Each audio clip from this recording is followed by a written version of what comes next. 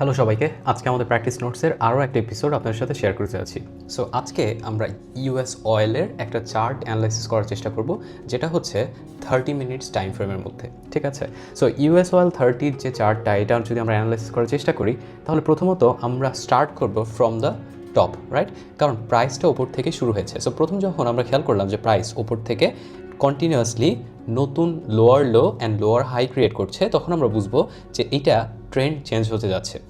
For example, এখানে যদি আমাদের এটা হায়ার টাইম ফ্রেমে এটা যদি হয়ে থাকে যে আপ ট্রেন্ড, দেন এটা কি হবে? তাহলে এটা হবে আপনার ডাউন ট্রেন্ড, রাইট? সো এটা হচ্ছে বেসিক, রাইট? আপনারা যারা বেসিক একেবারে বিগিনার, যারা ট্রেডিংয়ের কিছুই বুঝেন না, তাদের জন্য এটা বুঝতে ইজি হবে। যখন দেখবেন আপনি এরকম একটা দুইটা ট্রেন্ড লাইন আঁকার চেষ্টা করবেন, এই লোগুলো কানেক্ট করে যেটা টানার চেষ্টা করবেন ওইটা হয়ে যাবে আপনার সাপোর্ট এরিয়া, অ্যান্ড ওপরে যেটা টাচ করার চেষ্টা করবে সেটা হচ্ছে আপনার রেজিস্ট্যান্স এরিয়া হবে, রাইট?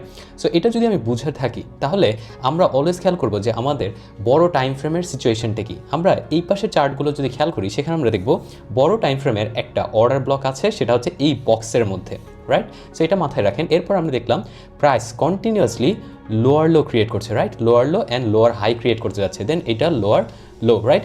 সো আপনি বুঝবেন কীভাবে যখন একটা লোয়ার লো শেষ হবে বা একটা লোয়ার হাই কীভাবে শেষ হবে অ্যান্ড ব্রেক অফ স্ট্রাকচার চলে আসবে। সো আপনি একটু খেয়াল করেন, যখন আপনি দেখলেন যে এখানে 4 আওয়ার টাইম ফ্রেমের অর্ডার ব্লক আছে অ্যান্ড এই ক্যান্ডেলটা, রাইট, এটা একটা ইনডিসিশনের মানে হচ্ছে বডিটা থাকবে ছোট অ্যান্ড ওপর থেকে অ্যান্ড নিচে থেকে উইক হবে অনেক বড়। তার মানে সেলাররা অথবা বায়াররা কেউই এটা কন্ট্রোলে নিতে পারেনি, রাইট? সো আমি খেয়াল করলাম যখন আমি এই চ্যানেলটা টানলাম অ্যান্ড আমার এই চ্যানেলটাকে প্রথমে ব্রেক করলো, অ্যান্ড আপনি খেয়াল করেন এই হাইটা আর এই হাইটা কিন্তু ইকুয়াল হাই, রাইট? সো যখন প্রাইসের মধ্যে ইকুয়াল হাই হবে সেটা কিন্তু ব্রেক অফ স্ট্রাকচার না। বাট পরবর্তী ক্যান্ডেল, যে রেড ক্যান্ডেলটা খেয়াল করলাম, এইটার হাইটা কিন্তু এই হাই দ্বারা টেক করা হয়েছে, রাইট? তাহলে আমি বুঝতে পারি যে যেহেতু এইটার হাই টেক করা হয়েছে, তাহলে মার্কেটে স্ট্রাকচারাল চেঞ্জ আসতে পারে, রাইট? সো আপনি আমাকে বলতে পারেন এইটা কি একটা অর্ডার ব্লক নাকি এইটা একটা অর্ডার ব্লক?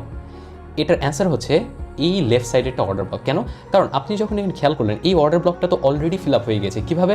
প্রাইস যখন সাডেনলি নিচের দিকে মুভ করছিল, বাট পরবর্তীতে উপর দিকে চলে যাওয়ার চেষ্টা করে, বাট এখানে যে এই ক্যান্ডেলটা কিন্তু বডি 50% উপর কাভারেজ অলরেডি দিয়ে দিয়েছে। তার মানে এটা একটা অর্ডার ব্লক না।